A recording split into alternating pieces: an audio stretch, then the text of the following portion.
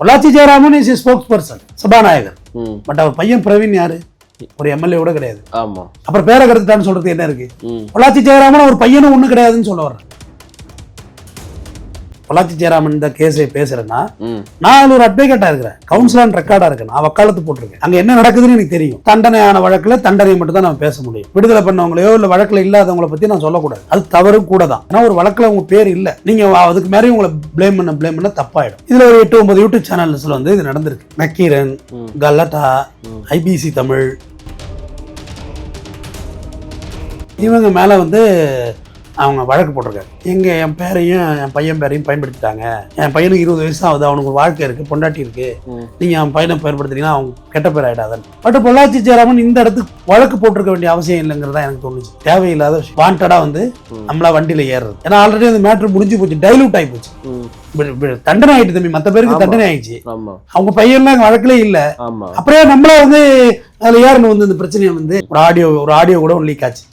எங்க அப்பா யாரு தெரியுமான்னு, அது யாரு குரல்லாம் நமக்கு தெரியல, பட் இவர் பிரவீன் குரல் தான் சொல்லி அப்ப தகவல் வெளியாச்சு. இப்போ பொள்ளாச்சி பாலியல் சம்பவம் அது தொடர்பான அந்த வழக்குல வந்து பொள்ளாச்சி ஜெயராமன் அவருடைய பெயரை வந்து பயன்படுத்தினீங்க அப்படின்றதுக்காக பல யூடியூப் சேனல் மேல வழக்கு போட்டிருக்காங்க. நீங்களுமே யூடியூப் சேனலுக்கு வந்து கவுன்சிலா வந்து இருந்திருக்கீங்க. என்ன இப்ப நடக்குதாங்க? ஆக்சுவலா பொள்ளாச்சி ஜெயராமன் எல்லாருக்கும் தெரியும். அவர் சபாநாயகரா இருந்தவர், ஸ்போக்ஸ் பர்சன். அவரு இப்ப ஏடிஎம்கே எம்எல்ஏ, மினிஸ்டரா இருந்தவர், பெரிய பின்புலத்துல இருந்தவர். அந்த பொள்ளாச்சி செக்ஸுவல் ஸ்கேண்டல் அதுல வந்து பாத்தீங்கன்னா அதுல உங்களுக்கு தெரியும், சிபிஐக்கு போய் சிபிஐ பனிஷ்மெண்ட் பண்ணிச்சு. ஆனா இதை முதல்ல இந்த பொள்ளாச்சி பாலியல் சம்பவத்தை வெளியே கொண்டு வந்தது யாருன்னா நக்கீரன் கோபால். அவர் தான் தன்னுடைய சேனல்ல இந்த விஷயத்த வீடியோவே எக்ஸ்க்ளூசிவா வெளியே வந்துச்சு. அப்புறம் அது அப்படியே அப்ப வந்து பொள்ளாச்சி ஜெயராமனுடைய பேர் அடிபட்டுச்சு, எல்லாம் உங்களுக்கு தெரியும். அவர் மகன் பிரவீன் பேர் அடிபட்டுச்சு. அது அப்படியே ஒரு மாதிரி நிறைய சேனல்ஸ்ல அது அப்போ ஓடுனுச்சு. ஈவன் சேட்டலைட் சேனல்ல எல்லாம் ஓடுனுச்சு, நியூஸா ஓடுனுச்சு. அப்புறம் அது வழக்குல வந்து சிபிஐல வந்து அவர் பேர் இல்ல, வழக்கு தண்டனை ஆயிடுச்சு. ஒரு லாயரா தண்டனையான வழக்குல தண்டனை மட்டும் தான் நம்ம பேச முடியும். விடுதலை பண்ணவங்களையோ இல்ல வழக்குல இல்லாதவங்களை பத்தி நான் சொல்லக்கூடாது. அது தவறும் கூட தான். ஏன்னா ஒரு வழக்குல உங்க பேர் இல்ல, நீங்க அதுக்கு மேலே உங்களை பிளேம் பண்ண தப்பாயிடும். இதுல ஒரு 8-9 யூடியூப் சேனல்ஸ்ல வந்து இது நடந்திருக்கு. நக்கீரன், கல்லட்டா, ஐபிசி தமிழ், ஜாம்புவான், அரண்சை, ஒரு மொத்தம் 8 யூடியூப் சேனல்ஸ்.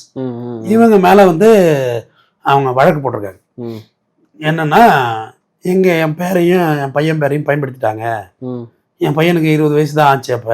ஆனா அவர் ஒரு ப்ரெஸ் மீட்டும் கொடுத்துருந்தாரு. என் பையனுக்கு 20 வயசு ஆகுது, அவனுக்கு ஒரு வாழ்க்கை இருக்கு, பொண்டாட்டி இருக்கு, நீங்க என் பையனை பயன்படுத்தினீங்கன்னா அவங்க கெட்ட பேர் ஆயிடாதன். அப்ப கூட பிரஸ்காரவங்க பாதிக்கப்பட்ட பெண்களுக்கும் குடும்பம்லாம் இருக்குல்ல சார்ன்னு கேட்டாங்க. நான் அது ஒரு பிரச்சனை ஓடுச்சு.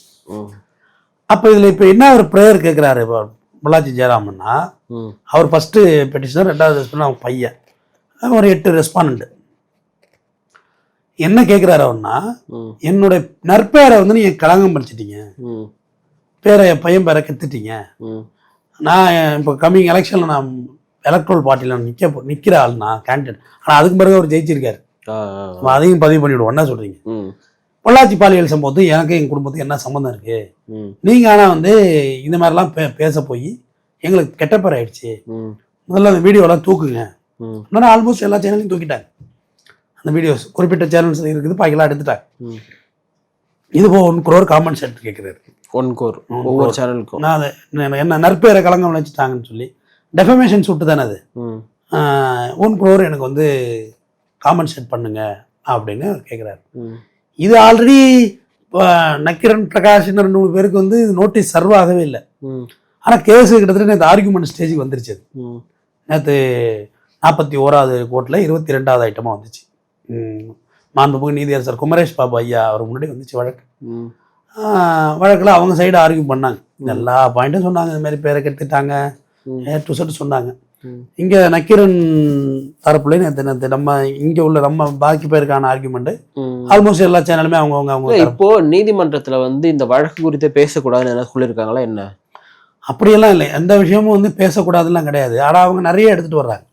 இது ஐடி ஆக்ட் எடுத்துட்டு வர்றாங்க, இது எலக்ட்ரானிக் ஆக்ட்ஸ் எடுத்துட்டு வர்றாங்க. இப்போ அது கூட இப்போ தவிர எல்லாம் சர்ச் என்ஜின், யூடியூப், கூகுள்லாம் சர்ச் என்ஜின் தேடி தகவல் எடுக்கிற பொறி. தேடு பொறி, தமிழ்ல தேடு பொறி. சர்ச் என்ஜின் தானே, எல்லா தகவலும் அதுல இருக்குதானே, புதுசா ஒன்றும் எடுத்துக்கிறது இல்லைங்கிற ஸ்டாண்டு தான். பட் பேசக்கூடாதுலாம் ஒன்றும் கிடையாது.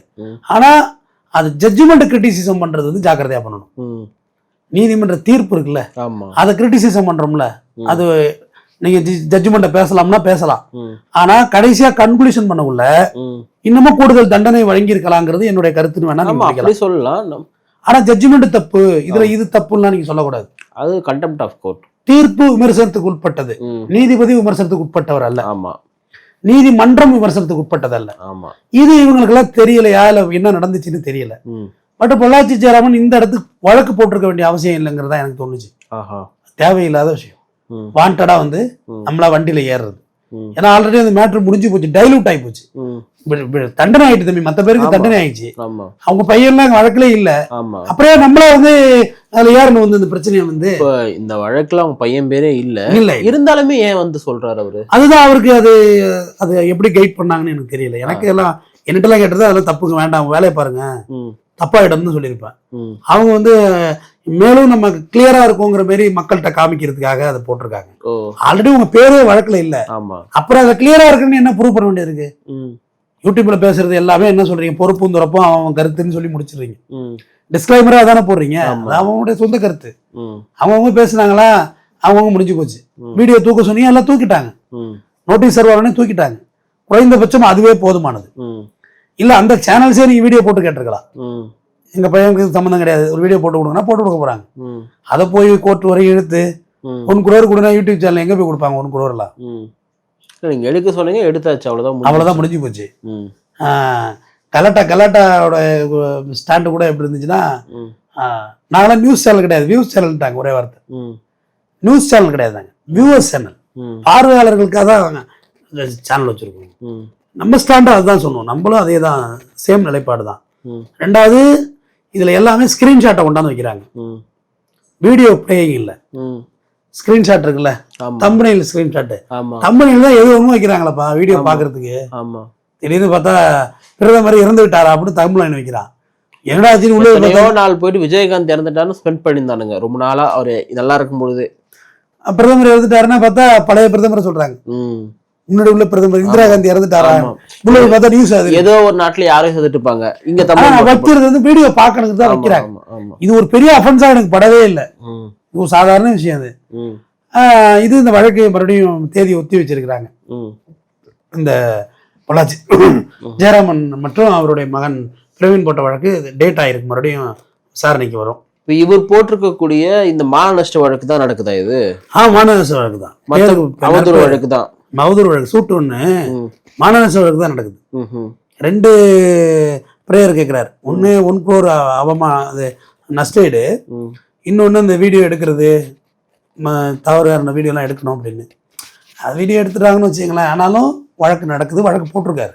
இல்லை, நீங்கள் ஒரு வழக்கறிஞராக சொல்லுங்க. நீங்கள் இப்போ பொதுவாக யூடியூப் சேனல்ஸில் உட்காந்து நிறைய பேர் அவங்க கருத்துக்களை சொல்கிறாங்க. ஒரு தரப்பு வந்து அந்த பேசக்கூடிய நபர் பிரபலமான நினச்சி எதான பேசி விடுறது, இன்னொரு தரப்பு வந்து யூடியூப் சேனல் தன்னுடைய வியூஸ்க்காக வந்து எதை வேணா செய்தியாக்கலான்னு பார்க்கறது. இப்போ இதில் பாதிக்கப்பட்ட தரப்பு ஒரு தரப்பு இருப்பாங்களா, எங்கள் பேரை ஏன் நீங்கள் சொல்லிட்டீங்க சொல்லிட்டு அவங்க போயிட்டு வழக்கு போடுறது வந்து நீங்க சரியான ஒண்ணா பாக்குறீங்களா? நீங்க எப்படி பாக்குறீங்க அதை? என்ன கேட்டா சரின்னு தான் நான் பார்ப்பேன். பொள்ளாச்சி ஜெயராமன் காசு இருந்தது, கோர்ட்டுக்கெல்லாம் வந்து வக்கீல் வச்சு போடுறாரு. எவ்வளவு பேரை அடிச்சு விடுறாங்க போட்டு வாரி அவங்க எல்லாம் எங்க காசு எங்க இருக்கு? அவங்கள்ட்ட வக்கீல் வைக்கணும், நம்பர் ஏத்தணும், கேஸ லிஸ்ட்ல ஏத்தணும், லிஸ்ட் ஆகும்போது கோர்ட்டுக்கு வரணும், ஆர்கியூ பண்ணணும், கேஸ்ல மெரிட் இருக்கணும், ஏன்னா கோர்ட் டைம் வேஸ்ட் பண்ண முடியாது, எங்க போறதுன்னே தெரியாது. 2 கேட்டகரி இருக்காங்க. ஒரு கேட்டகரி நீங்க யாரையுமே அவங்கள பத்தி பேசுனீங்கன்னா பிரச்சனையை சந்திப்பீங்க, ஒரு கேட்டகரி. இன்னொரு கேட்டகரி இந்த 10 காசு அம்மாஞ்சலிக்கு பேராதவங்களா சுத்திட்டு இருக்காங்கல்ல, அதாவது பொது சொத்து மாதிரி யார் வேணுமோ திட்டலாங்கிற கண்டிஷன்ல ஒரு குரூப் இருக்காங்க. அவங்களும் இருந்து வாழ்ந்துட்டு தான் இருக்கிறாங்க இந்த சொசைட்டிக்குள்ள. ஆனா என்ன பொறுத்தவரையிலையும் இது start a fun, start a joking, that's evidence, that's a statement. நான் சொல்றது ஒரு ஸ்டேட்மெண்ட். இது எதோ வருமோ நான் சொல்லிட்டு போக கூடாது. ஓரளவு எனக்கு ஆதாரம் இருக்கணும், கொஞ்சம் தகவல் இருக்கணும், இல்ல குறைந்தபட்சம் சொல்லப்படுகிறதுனாலும் சொல்லிட்டு போகணும். இப்ப நான் பொள்ளாச்சி ஜெயராமன் இந்த கேஸை பேசுறேன்னா, நான் ஒரு அட்வொகேட்டா இருக்கிறேன், கவுன்சிலர் ரெக்கார்டா இருக்கேன், நான் வக்காலத்து போட்டிருக்கேன், அங்க என்ன நடக்குதுன்னு எனக்கு தெரியும். அவர் பையன் மேல பேசிட்டாங்கிறது வழக்கு. பட் அதுவே நல்ல point. Pollachi Jayaraman is spokes person, சபாநாயகர். பட் அவர் பையன் பிரவீன் யாரு? ஒரு எம்எல்ஏ கூட கிடையாது. ஆமா. அப்புறம் பேரை கருத்துட்டான்னு சொல்றது என்ன இருக்கு? பொள்ளாச்சி ஜெயராமன் ஒரு பையனும் ஒண்ணு கிடையாதுன்னு சொல்ல வர்றேன். ஓஹோ. Not equal. பொள்ளாச்சி ஜெயராமனுடைய மகன் Praveen. All are equal before law இல்லையா? தன்னோட என்னோட கிரெடிபிலிட்டி போகுது என் பையன் பேருன்னு சொல்றதுனால சொல்றாரு அவரு. அவருடைய பிரேயர் ஆல் ஆர் ஈக்குவல்பா. பட் உங்க பையனுக்கும் உங்களுக்கு என்ன இருக்கு? பையன் தானே, அது எப்படி உங்களுக்கு கிரெடிபிலிட்டியா இருக்கும்? உங்க பேரு அடிப்பட்ட காலங்கள்லயே நீங்க அந்த தொகுதியில ஜெயிக்கிறீங்க, மக்கள் ஓட்டு போட்டா நீங்க ஜெயிக்க போறீங்க, கரெக்ட் தானே? அப்ப தீவிரமா உங்க பேர் அடிப்பட்ட காலம் அது, மறக்க முடியாதுல்ல. எல்லாரும் சொன்ன காலம் அந்த உண்டு தானே. வழக்கு விசாரணையில தான் ஒரு பேர் இல்ல, பட் பேரு அடிபட்டுச்சு ஆரம்பத்துல. எல்லா விஷயமும் ஒரு ஆடியோ கூட லீக் ஆச்சு. எங்க அப்பா யாரு தெரியுமான்னு, அது யாரு குரல்லாம் நமக்கு தெரியல, பட் இவர் பிரவீன் குரல் தான் சொல்லி அப்ப தகவல் வெளியாச்சு. பட் அது நம்பகத்தன்மை உண்மைத்தன்மையை நம்ம தான் விளக்கணும். ரெண்டாவது பொது வாழ்க்கையில் இருக்கிறார் அவர் தான் தன்னுடைய ட்ரஸ்ட்டை வந்து வெளியே நிரூபணம் பண்ணணும். எல்லாரும் கல்லெடுத்து அடிக்கதான் செய்வான், பொது வாழ்க்கைன்னா அப்படித்தானே. தியாகிகளா தானே வாழ்ந்தாகணும். 10 பேர் திட்டுவான், 10 பேர் வாழ்த்துவான். ஆனா வழக்கு இது நோக்கி தான் போயிட்டு இருக்கு. வழக்கின் தீர்ப்பு வரட்டும், கண்டிப்பா அதை பத்தி நான் பேசி தரேன். நன்றி.